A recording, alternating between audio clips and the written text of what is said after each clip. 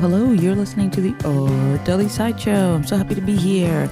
I'm going to be covering a couple of stories today that I've missed from the last 3 weeks that I've been a bit MIA, but I think it's a nice way of kind of wrapping up the end of the year together and kind of see what the heck has been going on. Also, it's interesting to kind of just see things a couple of months after they've been headline news, which is, I think, kind of the strong point of this program as a whole.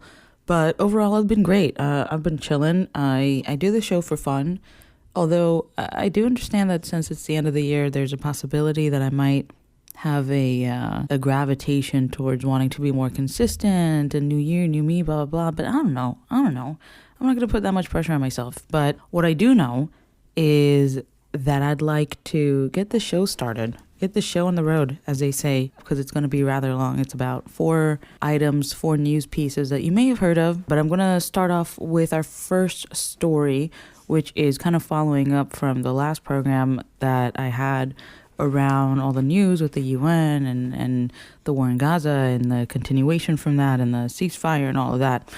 Since I last spoke, Trump did release his 20-point peace plan at the end of September. I think they had some talks today in Mar-a-Lago. The Prime Minister of Israel, Benjamin Netanyahu, is in Mar-a-Lago right now. It's Monday, December 29th. So, oh wow, a whole month ago, or not a month ago, a whole 3 months ago, was it September, October, November, December? Yes, 3 months ago, he released this 20-point peace plan. So it's actually quite fascinating to kind of go over this and see how everything has unfolded since then. I don't think there's been any news yet about the Board of Peace, which I'll get to in a minute, which is an international transitional body that was mandated by the UN Security Council to facilitate this ceasefire, which, as we saw after this was shared or published, the 20-point peace plan, there have been civilian casualties from Israeli bombardment. So can't really cease fire if you're firing, you know? Anyways, I'm going to go over this 20-point peace plan real quick and probably be a little snarky while I do it. I'm going to use this BBC article so you can read along if you'd like. And by the way, this 20-point peace plan was signed off and agreed upon on October 3rd by Hamas, which is a militant terrorist, non-terrorist, I don't know, this day. You know, today's terrorist or tomorrow's governor. So, who freaking knows anymore? But as of October 3rd, Hamas said that it agreed to return all 48 remaining hostages being held in Gaza in exchange for Palestinian prisoners in Israeli jails and Gaza detainees. I think there is one more Israeli hostage being held in Gaza currently as of December, and I think that they've mentioned him in their meeting today in Mar-a-Lago, because I do believe that his parents joined the delegation, the Israeli delegation, to come to Mar-a-Lago. So here is the full text of the president's plan as provided by the White House. 1. Gaza will be de-radicalized, terror-free zone that does not pose a threat to its neighbors. Well, that's everyone, right now the conversation is that we're moving to a stage 2, which is Gaza will be redeveloped for the benefit of the people of Gaza who have suffered more than enough. I don't think this is okay. 3, if both sides agree to this proposal, the war will immediately end. Israeli forces will withdraw to the agreed-upon line to prepare for a hostage release during this time, while military operations, including aerial and artillery bombardment, will be suspended, and the battle lines will remain frozen until conditions are met for the complete staged withdrawal. I don't think that is a reality on the ground right now. 4, within 72 hours of Israel publicly accepting this agreement, all hostages alive and deceased will be returned. I think as of now, that's the case except for one hostage. 5, once all hostages are released, Israel will release 250 life sentence prisoners plus 1,700 Gazans that were detained after October 7th, 2023, including all women and children detained in that context. For every Israeli hostage whose remains are released, Israel will release the remains of 15 deceased Gazans. That's such a just puts a shiver down my spine just thinking of how to that doing that math is parsing those numbers out is quite no humanity, I guess, or maybe that is I don't know. 6, once all hostages are returned, Hamas members who commit to peaceful coexistence and to decommission their weapons will be given amnesty. Members of Hamas who wish to leave Gaza will be provided safe passage to receiving countries. Interesting. Because I thought that when the objective for when Israel started this war is to get rid of all Hamas members, but now there's amnesty, so I don't know.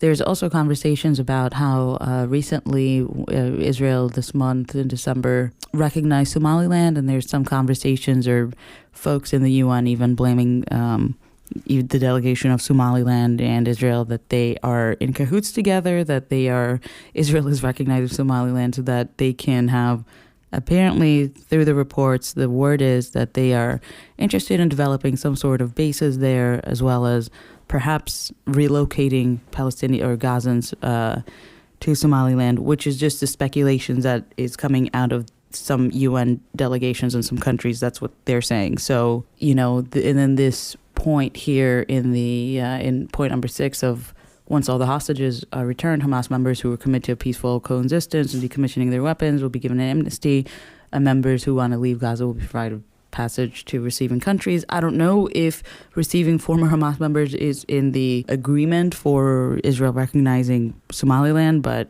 I don't know, so I can't say anything about that. Moving on, 7. Upon acceptance of this agreement, full aid will be immediately sent into the Gaza Strip.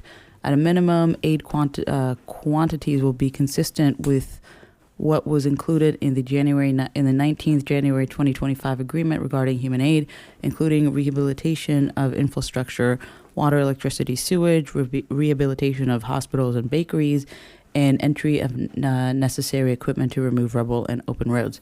I think as of now, the declared famine has ended, so I guess the food aid has come in, but I don't know if it's at the qualities as it was before, the beginning of the war and the blockades and everything. So, number 8, entry of distribution and aid in the Gaza Strip will proceed without interference from the two parties through the United Nations and its agencies and the Red Crescent, in addition to other international institutions not associated in any manner with either party.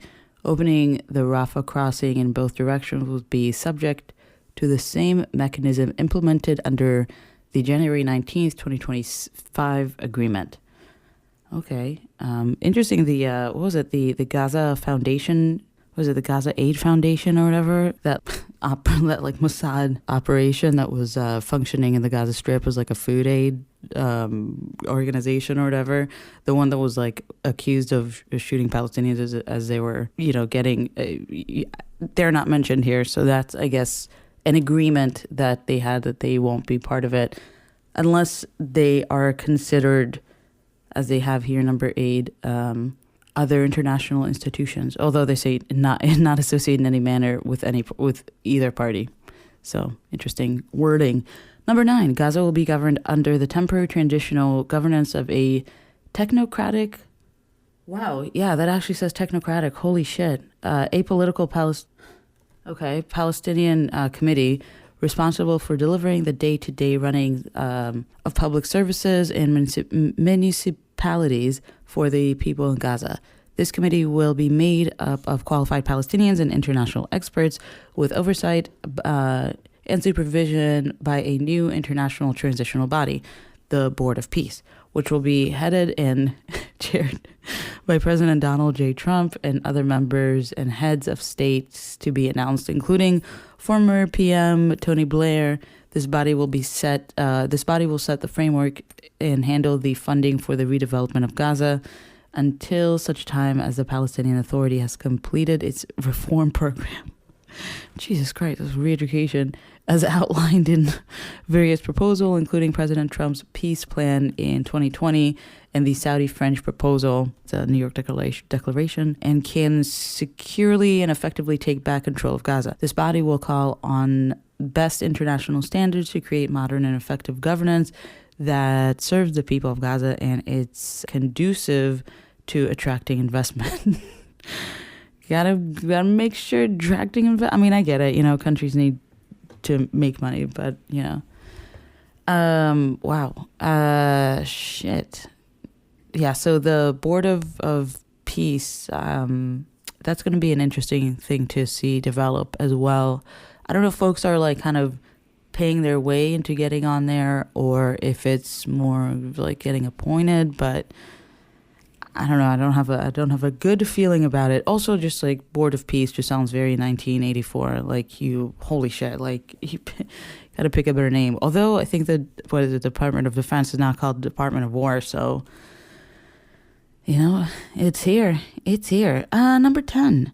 A Trump economic development plan to rebuild and energize Gaza will be created by convening a panel of experts who have helped birth some of the thriving modern miracle cities in the Middle East. Many powerful, thoughtful investment proposals and exciting development ideas have been drafted by well-meaning international groups and will be considered to synthesize the security and governance framework to attract and facilitate these investments that will create jobs, opportunities, and hope for future Gaza. I don't even know what the fuck that means. I feel like this is how Trump would say this. We're going to get some good people up in there. We're going to get good people. We're going to do a job. Number 11, a special economic zone will be established with preferred tariff and access rates to be negotiated with participating countries. Tariffs. This isn't like tariffs. The place is demolished. Tariffs. No one will be forced to leave Gaza, and those who wish to leave will be free to do so and free to return. We will encourage people to stay and offer them the opportunity to build a better Gaza. How? Number 13. Hamas and other factions agree not to have any role in the governance of Gaza directly, indirectly, or in any form. All military, terror, and offensive infrastructure, including tunnels and weapon production facility, will be destroyed and not rebuilt. There will be a process of demilitarization of Gaza under the supervision of independent monitors, which will include placing weapons permanently beyond use through an agreed process of decommissioning.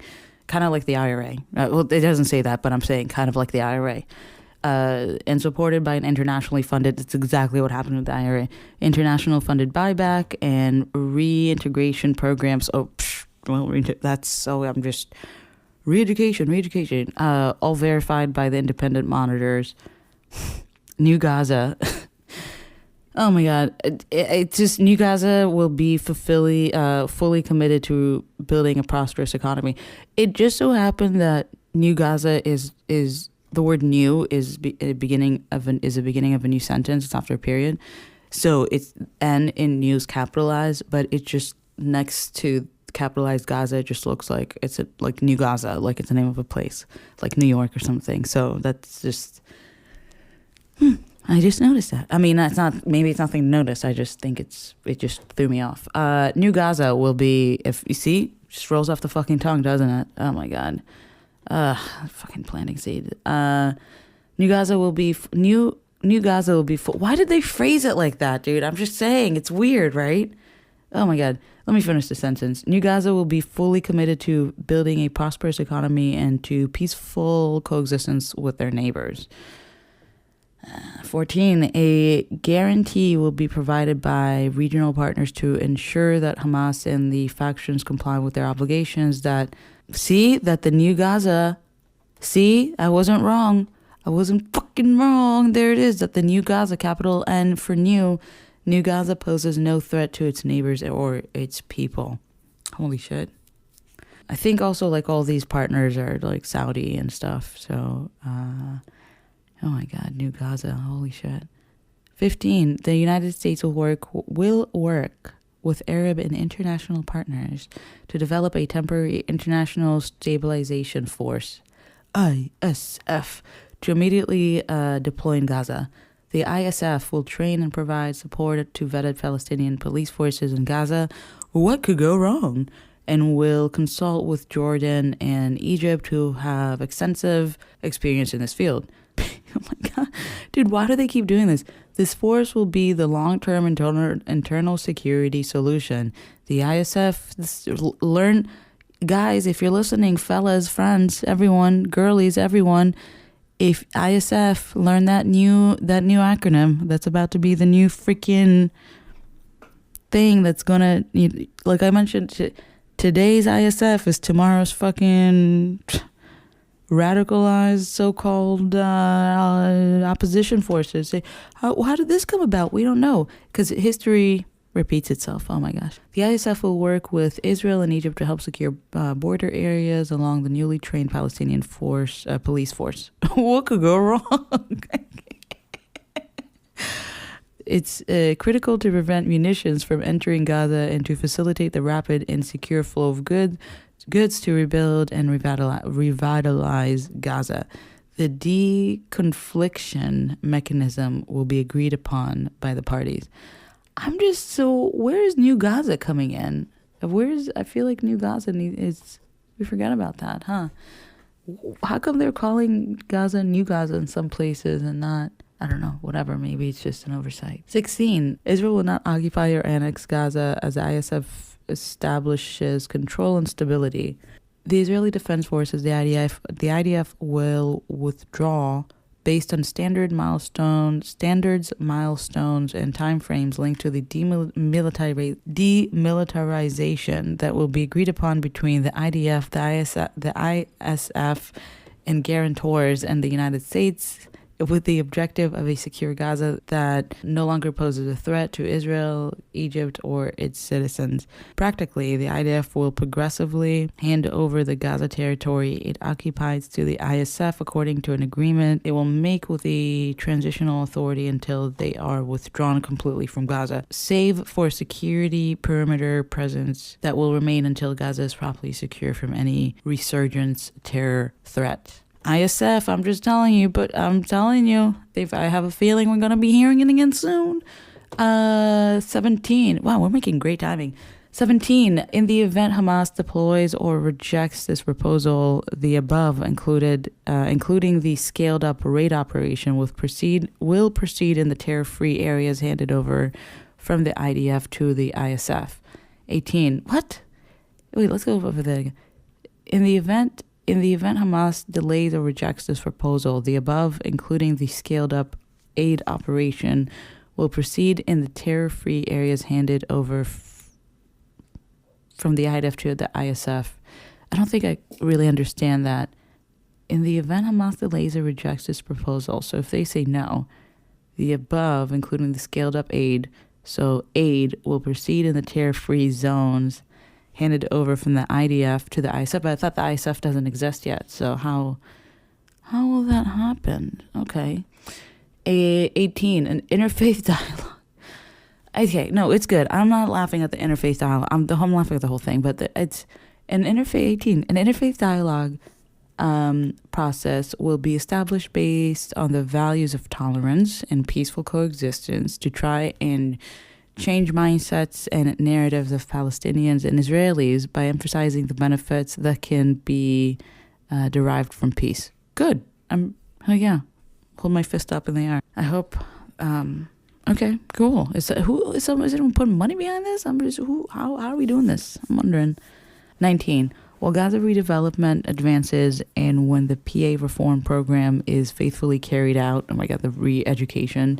The conditions may finally be in place for a credible pathway to Palestinian self-determination and statehood, which we recognize as the aspiration of the Palestinian people. So after you do all that, then we can talk about statehood. Number 20, wow, last one. Number 20, the United States will establish a dialogue between Israel and the Palestinians to agree on a political horizon for peaceful and prosperous coexistence. Well, there's that. The 20-point peace plan that the White House, the Trump administration, published on September, the 29th? So 3 months ago. Since then, I believe we are looking at 40 civilian casualties in Gaza from Israeli bombardment. So can't really have a ceasefire if you're firing. I think there has been some rebuilding happening. As I mentioned, the whole Mar-a-Lago conversation is happening or happened today. And there's a Israeli delegation meeting with the president, talking about moving into phase 2, which is, as I read earlier, Gaza will be redeveloped for the benefit of the people of Gaza who have suffered more than enough. While I definitely agree with that statement that the people of Gaza have suffered more than enough, of course I want peace to happen and flourish everywhere, not just in the middle, every freaking where. And you can't really ignore the reality, and I don't think that re-education, history has showed us that every point in this plan has been tried before. There's nothing revolutionary about this. I think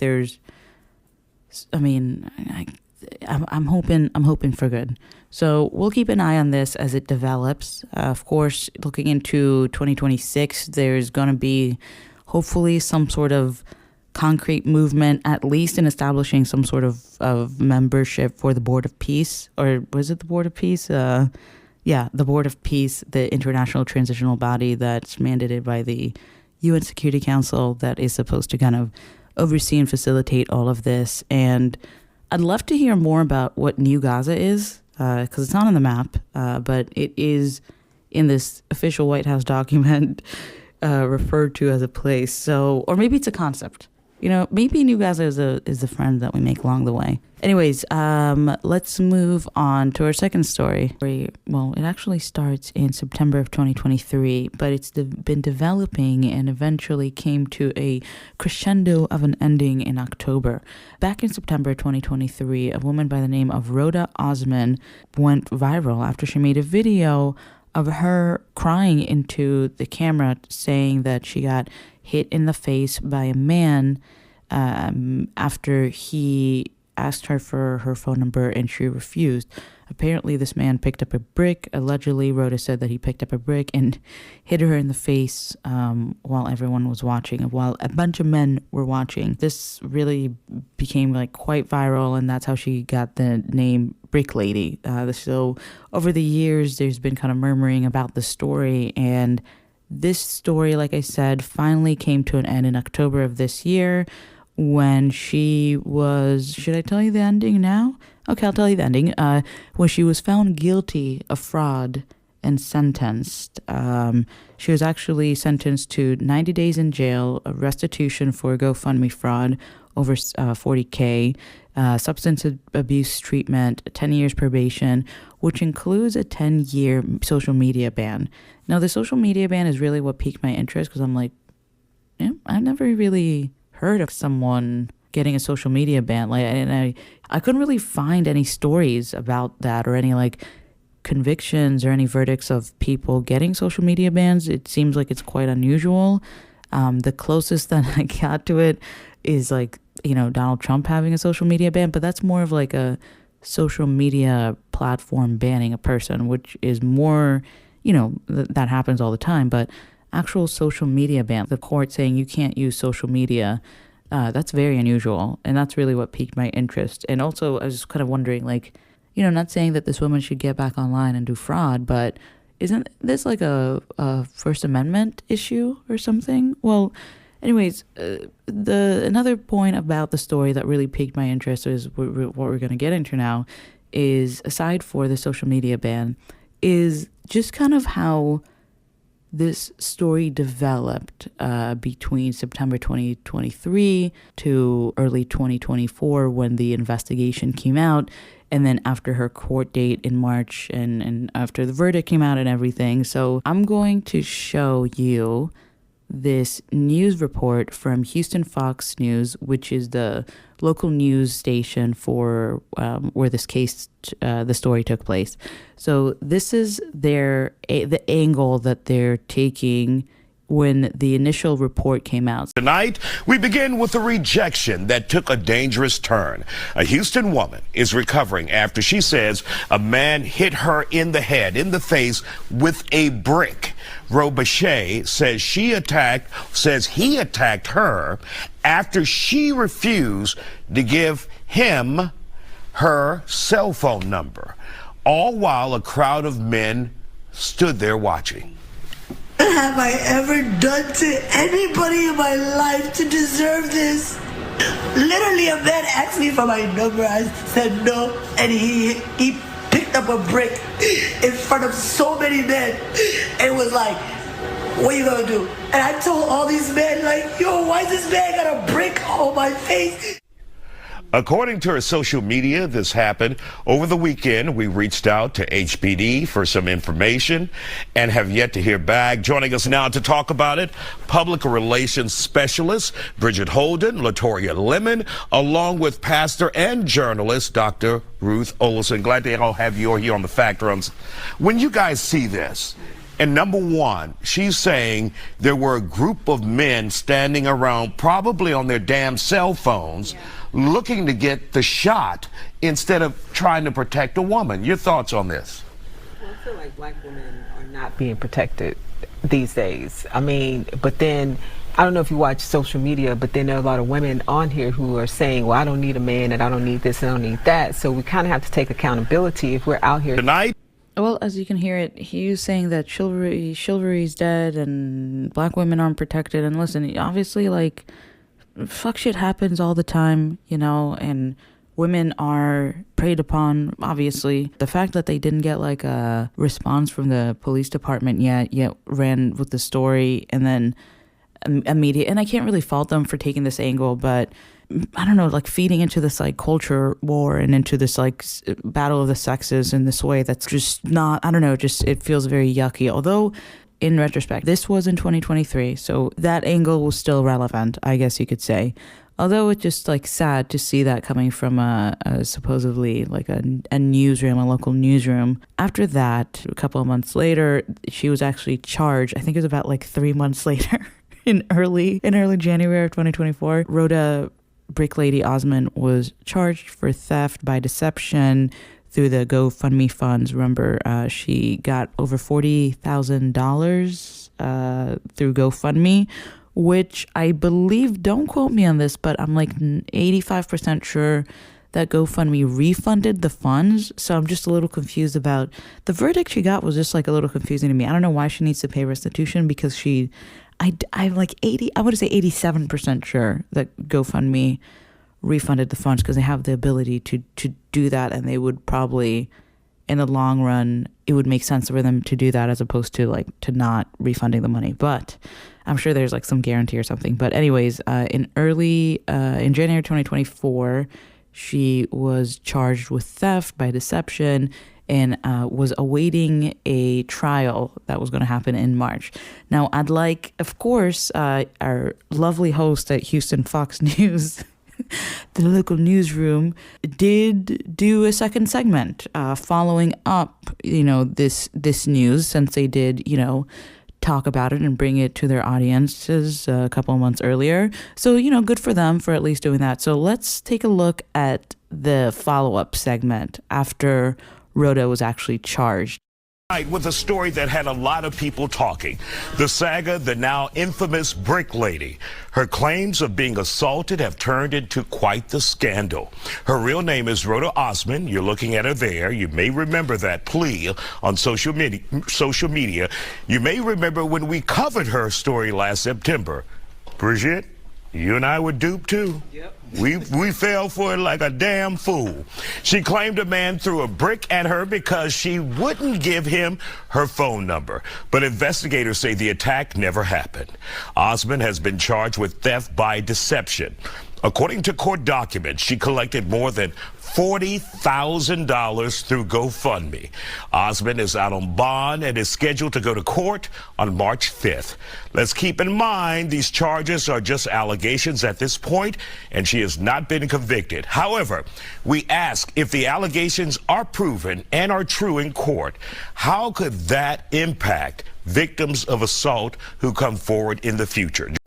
Well, you heard that right. He wanted to keep talking about how this story could possibly impact future victims of assault. That's what he wanted this conversation to be about, instead of talking about the actual victims of this, which are the people who donated to a fraudulent GoFundMe fundraiser, and the man who she said attacked her. There is a possibility that this never happened. And also, if you even freaking just look at the charges, the investigation, it has nothing to do with the attack. There is no investigation that happened around the attack, which I'll get to in a moment. It seems as though the only people who are investigating this are probably GoFundMe, because they found a fraudulent account or a fraudulent fundraiser. And I'm just like so shocked that this newscaster is talking about, let's talk about how this possibly could maybe impact possible non-existent victims in the future, maybe. Bitch, if you don't get back in your DeLorean talking about some time traveling in the future and then the past, get the fuck out of here. There are real, concrete, actual, existing victims of Roda Osman's crimes at the time during the Brick Lady's investigation. Anyway, oh my god, this is fucking crazy. Houston 26 Fox News, do better. This was just like really horrible. And then they brought on some panelists, I don't know who these people are, but they rubbed me the wrong way. Anyways, after the March 5th court date, she was found guilty on fraud and sentenced on October 2025. One person that we haven't heard from yet is as one of the actual victims, which is the man who supposedly that Roda said hit her in the face with a brick. And also another point to mention is that throughout this investigation, they found that this isn't Roda's first rodeo, where she actually had a previous GoFundMe fundraiser where she had a very, very similar story. Or I think it was like a bouncer or something, just another man apparently hit her in the brook. What I'm thinking is, I don't know what it is, but either it's because obviously there is something wrong with her face, like it is swollen up. So I don't know if it's like, so allegedly, supposedly, I don't know. I'm just asking, or not asking, I'm just putting it out there as a possibility. Allegedly, you know, perhaps maybe it's like a allergic reaction or something. Maybe, I don't know. You know, sometimes people begin allergic reactions, you know. Anyway, so let's. The last clip that I have for this story is it's real short. It's from the man. He was accused of assaulting the Brick Lady, and also mind you that there was never an investigation against him. There's only an investigation against Roda Brick Lady Osman. So it's insane.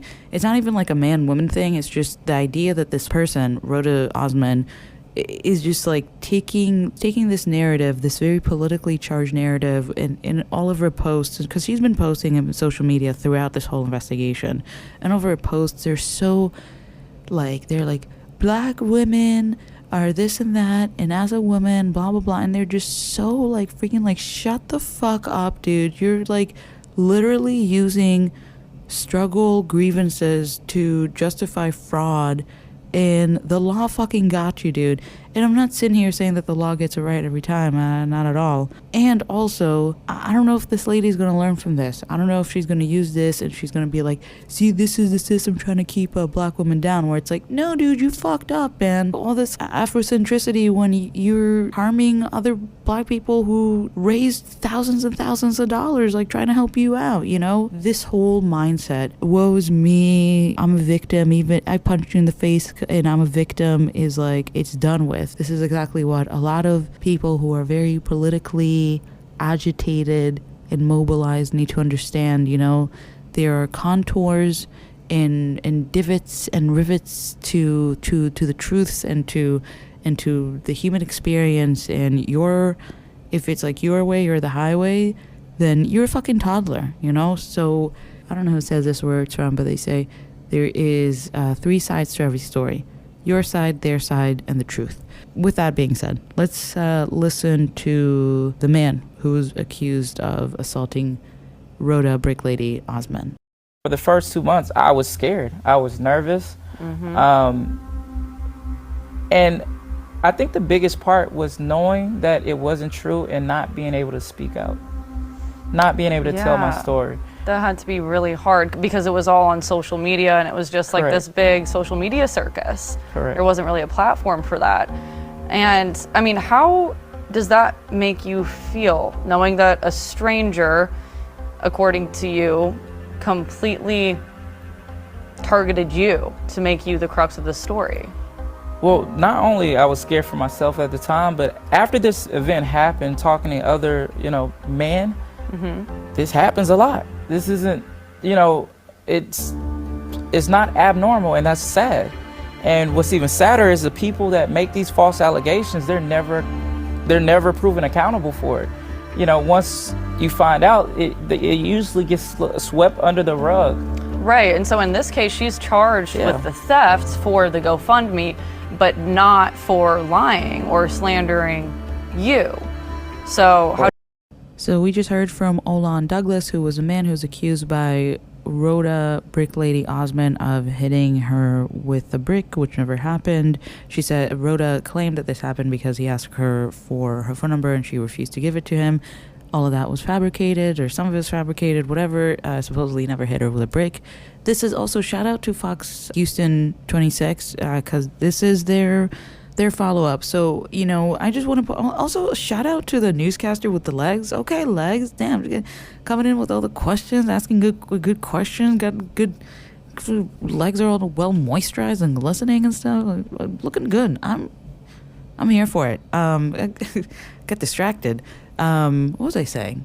They're coming in, they're kind of like they fucked up, and they're coming in and they're updating with the story coming, I shouldn't applaud them because they are a news outlet and they should have had their eye on the ball, and they completely fucked it up.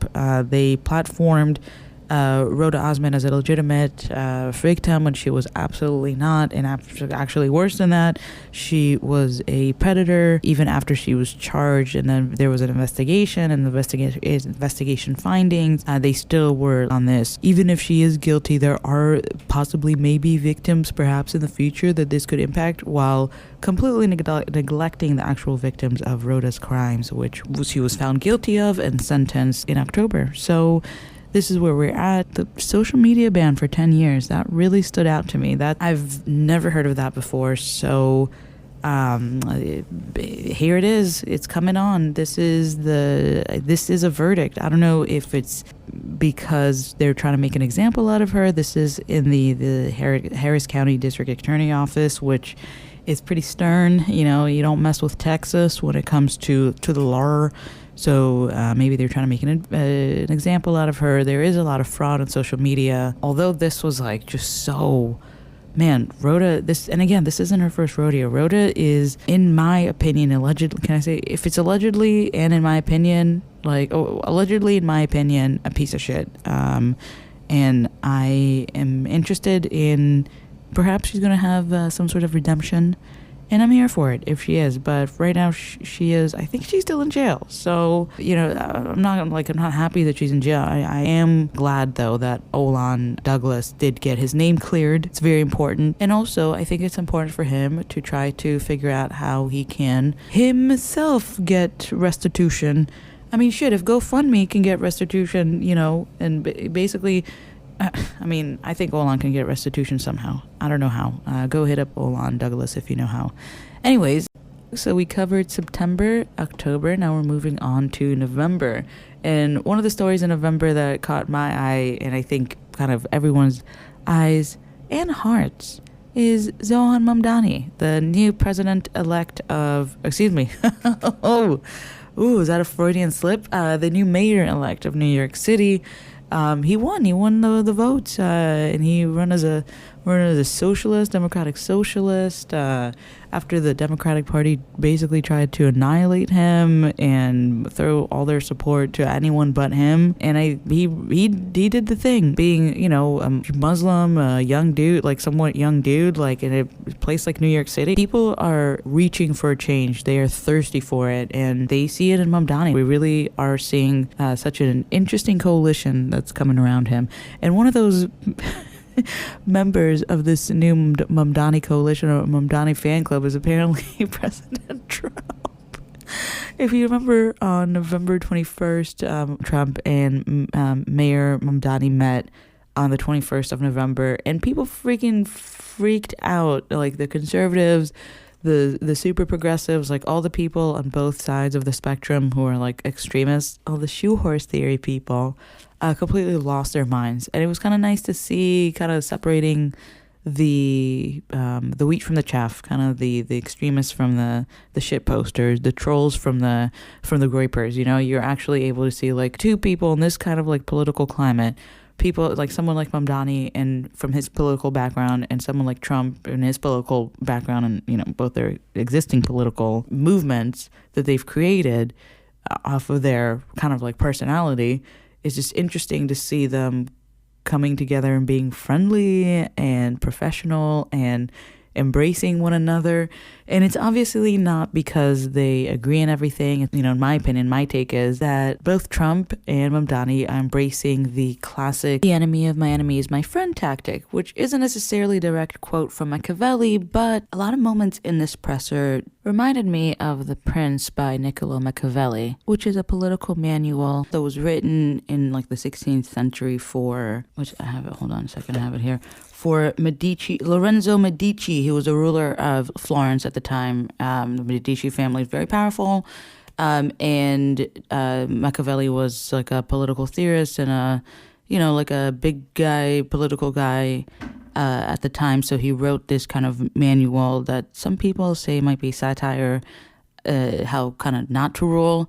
It emphasizes how to acquire and keep power for both legacy princes and new princes, which made me think of both Trump and Mamdani, because in a way maybe you could say Trump is old power and an old prince while Mamdani's kind of like the new guy, you know, like the new prince on the political scene. And there's a couple of moments in this presser that really made me think of some of those concepts in The Prince, and I'm gonna share some of those moments as well as parts of the book. And it's going to be like just like a couple of lines here and there. So let's take a look at this first video that I thought was kind of interesting.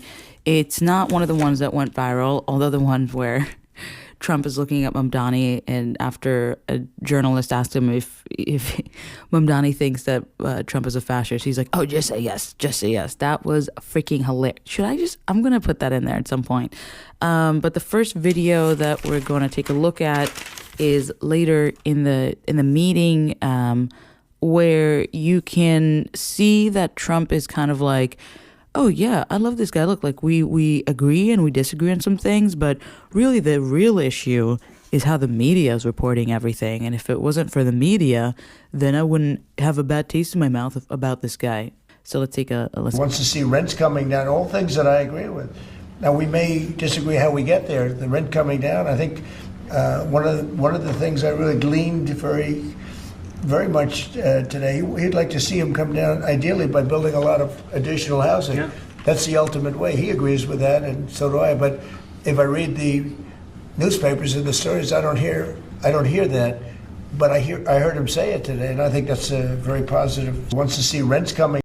So you heard it here. This is the presser that Mamdani and President Trump had after they had their meeting November 21st. And Trump is, you know, throughout the whole presser, he's just like singing his praises. He's like, "Oh, this guy, he's going to do great." And as you heard, he said, "We're going to help them. We're going to help him. It's going to be great, blah, blah, blah." So it sounded real positive. Maybe it was just because it was a holiday spirit. Who knows? You know, Trump might have been moved by the holiday spirit. But either way, he was definitely putting himself throughout the whole meeting, throughout the whole kind of like Q&A. He seemed to kind of position himself between the reporters and Mamdani, whether it's when he was asked about whether he still thinks that Trump's a fascist, and Trump is like, "Yeah, just tell him we still think I'm a fascist. It's fine, I know how they work." Or even in the moment that I just shared. I think it's because Trump views himself as against the media, or like that the media is against him, and against the Democrats because the Democrats are against him. He sees an opportunity. The enemy of my enemy is my friend. So he's keeping Mamdani close, or at least as close as Mamdani would let him, because even throughout that presser on November 21st, Mamdani's body language is not closed off, but trying to be as neutral as possible, which is something that Machiavelli speaks on in The Prince. The book itself puts the power structure as far as a ruler into two categories: a prince that is new and a prince that is coming into his, let's say, royal duty, or like, born into royalty or something, versus a new prince. So it says that there's two ways of becoming a prince in general: by prowess or by fortune. I'd like to say that Trump is kind of maybe by fortune, not necessarily too much prowess. Not saying that, the people in his administration, or that he doesn't, or don't have political prowess or like media savvy. But I think that, in my opinion, the way that I view it is that perhaps Mamdani's camp maybe have a bit more prowess, or maybe fortune. I don't know. Maybe he just like came up in the right place at the right time, because that could also be possible. So I don't know. Maybe they both fit into both categories at different moments. It's very possible also, because having like a character like Trump become president was also pretty like, what the fuck? Just as having Mamdani become mayor of New York is kind of what the fuck also. But just the way that things have evolved and played out throughout the years since, let's say, like 2020 or even like 2016, it kind of makes sense that this would be the outcome of it. I want to read from chapter 21 from The Prince. It's titled, How a Prince Must Act to Win Honor. A prince also wins true prestige for being a true friend or a true enemy. That is, for revealing himself without any reservation in favor for one side against another, which we definitely saw Mamdani do. In this, and we'll keep seeing, this policy is always more advantageous than neutrality. For instance, if the powers neighboring onto you come to blows, either they are such that if one of them conquers, you will be in danger, or they are not. In either case, it will be always to your advantage to declare yourself and to wage a vigorous war. In my opinion, Mamdani did this by kind of sticking to very progressive talking points and then getting endorsements from a shit ton of progressive organizations, which in a way put him as opposition to the Democrats, which is kind of what the people want.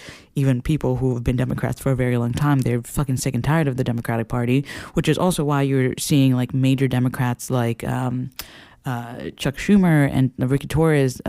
Is that Richie Torres? Ricky Torres? Yeah, Richie Torres. They did endorse Mamdani, while, a lot of really the future did. That's how I'm going to say it. I'm not endorsing like Mamdani in any way. I'm not endorsing him. I'm just saying the writing is kind of on the wall. Just another line here. In either case, it will always be to your advantage to declare yourself and to wage a vigorous war. Because in the first case, if you do not declare yourself, you will always be at the mercy of the conqueror. So in my opinion, if Mamdani's camp didn't distinguish themselves as different than the Democrats, and also de facto in opposition to the Democrats, because the Democrats' reaction to Mamdani was kind of oppositional. Trump is like, okay, well, you're not a Democrat, so I can work with you.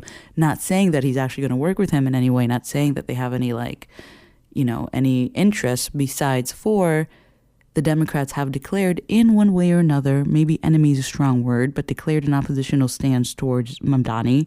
Therefore, Trump can then look at it as though the enemy of my enemy, Mamdani, is their friends. So I think that's why Trump is embracing Mamdani.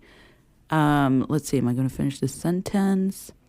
No, I think we get the idea. Anyways, I want to get another clip from the presser where a journalist asks Trump a question about, as a billionaire, do you feel comfortable to have Mamdani as mayor of a place where you used to live at? And his answer is really interesting, and he mentions Bernie Sanders as another person who, in a way, just by existing, was threatening to the Democratic establishment. And I mean, if people you don't remember, Tulsi Gabbard, who's now doing who's in the cabinet now, who's in the Trump administration's cabinet, is part of the Trump administration, was once the co-chair of the DNC. So we are completely an upside down world. She left after Bernie Sanders was fucked over by the Democratic Party. But anyways, that's neither here nor there. Let's listen to this part of the Q&A. But in many ways, we were discussing when Bernie Sanders was out of the race, I picked up a lot of his votes, and people had no idea because he was strong on not getting ripped off in trade and lots of the things that I've practiced and been very successful on. Tariffs, a lot of things. Bernie Sanders and I agreed on much more than people thought. And when he was put out of the race, I think quite unfairly, if you want to know the truth, many of the Bernie Sanders voters voted for me. And I felt very comfortable, frankly, in seeing that and saying that. And, it just turned out to be a statistical truth. But no, I feel very comfortable. I would feel very, very comfortable being in New York, and I think much more so after the meeting. Yes, please. So again, the way that I see it is Trump positioning himself and Mamdani as on the same page, which is smart to do because Mamdani is really, really, really, really freaking popular. And, folks find him charming and all this stuff.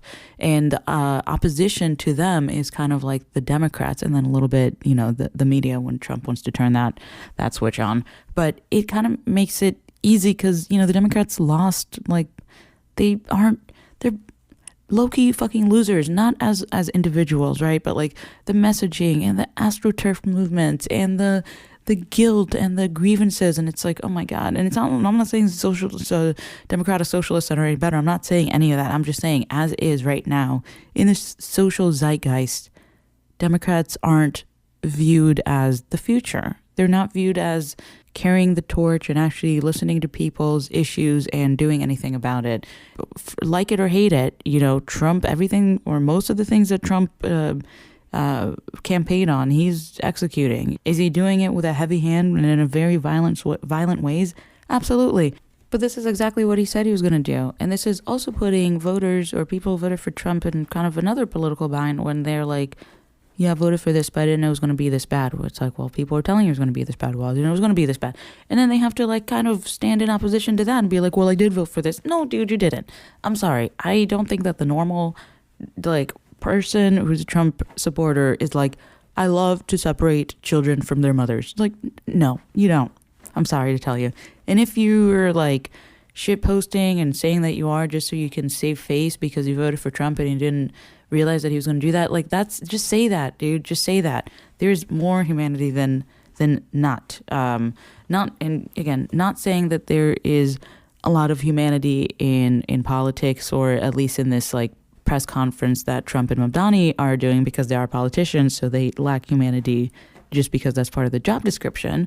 But it is, let me say, endearing maybe to see people who are so in opposition to one another talk like normal and just be polite to one another and not call each other fascists, although they tried.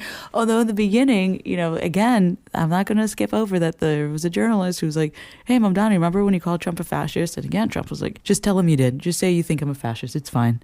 They love that shit. So it's and even that just made, the journalist kind of look like an asshole. The whole thing is just, I don't know, just political theater.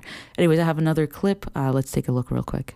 You consider yourself the leader of the Democrats? I think it's more appropriate for him. I consider myself the next mayor of New York City, and I keep my horizons firmly on New York City, and I appreciate the meeting with the president, which focused again on the 5 boroughs and whether New Yorkers could afford to live there. By the way, being the mayor of New York City is a big deal. Absolutely. I always said, one of the things I would love to be someday is the mayor of New York City. So that's Zohran Mamdani responding to a journalist when he asked him if he considers himself the future of the Democratic Party, to which mayor-elect of New York said, I'm the mayor of New York. That's the future I'm focused on. Good for him. Very good answer. But also yikes, the Democrats, man, Democrat Party, the Democrats, you got to do a little bit better. You got to do better. What is the future of the Democratic Party? This is these are the questions that I'm asking myself. And so far, I haven't seen any huge complaints about Mamdani. Well, gosh darn it. I tell you, there it is. Just really echoing a lot of, this is just good politicking. This is the good type of politics that I'm enjoying. I got my Machiavelli. Listen, it's books, papers, write things down. This is good politics. This is interesting. It's A lot of interesting things. Anyways, that about wraps up for what happened in November. So for the final story, I'm going to keep it kind of light, short and sweet. Just kind of looking back at some of the news and events that happened in December. I think there's been a lot of emphasis on the Turning Point USA event, the AM Fest, I think it's called. It seemed like a shit show to me. No disrespect at all. Seriously. Just, it looked like a shit show. I'm going to say the Erika Kirk memes, there's a lot of them. There are a lot of them. And I just wonder if, for just the sake of tranquility and trying to find peace of mind, if, like not being on podcasts and stuff would be better. But it's been said, everyone grieves differently. And there's been a lot of chatter around Candace Owens and all of her deep dives into the Charlie Kirk murder. And obviously there's been the FBI investigation or the non-investigation. I don't even know. There's a lot of content on the internet for you to figure all that out. Not here though. But what did catch my eye is the backlash from Nicki Minaj coming to the Turning Point USA conference. It just sounds so weird even just saying that. Obviously, in my opinion, it's a recession indicator. There, I said it. I might as well just end all my commentary around it. Recession indicator, in my opinion, allegedly, right? But it's not the first time that you've had celebrities and people in the music industry who are kind of like, I don't know, kind of like icons in the Black community, which is, voting block at the end of the day. It's not the first time that they've been tapped into the political arena to endorse candidates, whether it's Obama 2008 with Puff Daddy, Diddy Combs with the Vote and Die t-shirts. I don't know if you remember, but he had the Vote or Die t-shirts, which, but to not to Puff Daddy's credit, but to the credit of endorsing a candidate, Barack Obama was the first Black president or candidate and eventually president. So I get that, but you also had last year. Is that last year? Oh my God, I can't even remember. Yeah, 2024. We had Megan Thee Stallion endorsing Kamala. Miss Harris, VP Kamala Harris. Sorry, put some respect on that name. I think she paid her, it was like an absurd amount of money. Or was it Beyonce who was paid an absurd amount of money? I think Beyonce also showed up in 2024. And I want to say that in 2016, Beyonce also showed up and Jay-Z for Hillary Clinton, if I'm not mistaken. But anyways, the whole thing, it's just like everyone does this. This is obvious. And there's, Kanye West endorsed Donald Trump. I mean, there's people out there who are famous and are icons in specific communities that endorse presidential campaigns or whatever. But this, for some reason, was like the end of the line with Nicki Minaj. They're calling her MAGA Minaj. What are they not calling her? They went down her personal file and figured out that she's an immigrant. They figured out that she's has some issue, or not issue, that her husband has some issues with the law and her stepbrother and this and that. Oh my God. They did. There are so many deep dives about the life of Nicki Minaj ever since she endorsed Trump in such a way. I watched the speech that she had with Erika Kirk. The whole thing was pointless, meaningless platitudes. Oh my God, Trump is so... And I'm not even going to start talking about the way that she talked. It just sounded so robotic. And she was talking very slowly. And I was really wondering, oh my God, I need to speed this up. Get the fucking words out your mouth. But obviously she's an artist. I can't even fault her. She's an artist. She's got bills to pay. She might have some issues that she might need, someone in her family might need a pardon. I don't know. Use what you got to get what you want. However, the thing that really, I was like, I got to talk about this on the show, is when I saw that there was a change.org petition online. I'm trying to see if it's still on. Trying to deport Nicki Minaj back to Trinidad. I was like, what the fuck? Wasn't the social zeitgeist all about against deportations 2.5 seconds ago? And now all of a sudden you're talking about, and I looked at this petition. It's an old petition. It's from July. It's not even in relation to anything that's related to MAGA. It's because she had said something bad about Beyonce. This is just all of this is nonsensical. And of course, the only news items, news sources, whatever, and I say news very loosely, that's quote unquote reporting about this is fucking Newsweek, of course, which we already know that I'm not their biggest fan. They're just trashy. They, in my opinion, allegedly, they are a rag, like a rag filled with agendas and fallacies and incorrect reporting and misleading articles, and they've really fucked up and they're not the best. And so I'm looking at this petition, I'm just like, holy shit, they're trying to deport Nicki Minaj. These people really got on here. I bet you these same people have, at some point in their lives, have donated to people who are facing deportation, and now they're like, oh no, but Nicki Minaj talking shit about Beyonce is where I draw the line. Nicki Minaj expressing her vapid, barely coherent opinion about things that are somewhat political but more in the cultural realm is where I draw the line, and she needs to get deported. It's fucking stupid. But I did want to say something about it because it's more than stupid. It's fucking hilarious. It's hilarious. And now you also have people who are like, it's funny how it plays out, right? Because it's just a piece of propaganda, right? I mean, hey, I'm talking about it. But the idea that now you have people who are like, Nicki Minaj should be able to express her opinion, blah, blah. What opinion, dude? This situation is not about Nicki Minaj. It's not about politics. It's about the fucking check, dude. This is a recession indicator. Don't forget that we should be seeing some sort of stimulus check coming around in 2026. Remember, we were promised that. They told us, I remember they told me, so we're going to have tariffs. The tariffs we've been making so much money off the tariffs that we are going to give you a check. You're going to get a check. I want to wrap up the show. And, I don't know, I'm going to keep doing the show next year, so don't worry. I don't know when, but obviously, maybe in January, maybe I will be doing a monthly show. Who knows? Hopefully. I'm really hoping that for myself. I want to wrap up the show with a couple of things that I didn't mention that happened in the last month, which are 4 things. I touched on it with the stimulus check. I'm still waiting for that cash money, so hopefully that does come in. The reclassification of cannabis, now it's up for research. So I'm excited about the kind of things that we're going to see in 2026, hopefully, and moving forward in that field of study. Some other things that I'm looking forward to in 2026 is not hearing about Jeffrey fucking Epstein anymore. I don't give a fuck. I don't give a shit about it. Another thing that I didn't touch on that also piqued my interest, and I kind of wonder how is going to develop moving forward, is the Somali situation in Minnesota and some of the post-COVID fraud that we're seeing, not just in Minnesota and the Somali community, not just there, but I mean other communities and other cities are going to be, I think there's going to be heck to pay for a lot of COVID-related fraud or COVID-era fraud or whatever. So, I'm going to be looking forward to that. Also, just looking forward to some prosperity, peace, love, understanding, grace, and all that good stuff. Anyways, my name is Art Delinsky. I've been giving you kind of a news roundup of the last quarter of 2025. Yay!